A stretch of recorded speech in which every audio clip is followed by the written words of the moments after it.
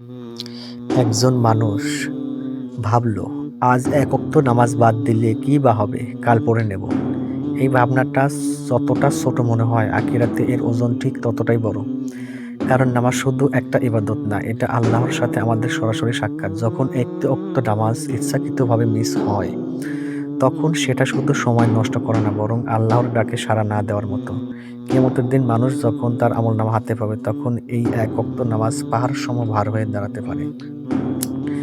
অনেকেই ভাবে, আমি তো ভালো মানুষ, এক ওয়াক্তে কি হবে? কিন্তু আল্লাহর কাছে হিসাব ভালো মন্দ দিয়ে নয়, আদেশ মানা না মানা দিয়ে শুরু হয়। যে নামাজকে হালকা ভাবে, সে অজান্তেই নিজের আখিরাতকেও হালকা করে ফেলে। তাই আজ যদি এক ওয়াক্ত নামাজ মিস হয়ে যায়, শয়তান বলবে বাদ দাও। কিন্তু সত্যিকারের বুদ্ধিমান সে, যে সঙ্গে সঙ্গে তওবা করে আল্লাহর দিকে ফিরে আসে এবং সিদ্ধান্ত নেয় এই ভুল আর করবে না। কারণ এক ওয়াক্ত নামাজ হয়তো চোখে ছোট, কিন্তু আখিরাতে তার ওজন পাহাড় সমপরিমাণ। নাউজুবিল্লাহ। সুবহানাল্লাহ। আল্লাহ আমাদের সবাইকে 5 ওয়াক্ত নামাজ কালাম পড়ার তৌফিক দান করুন।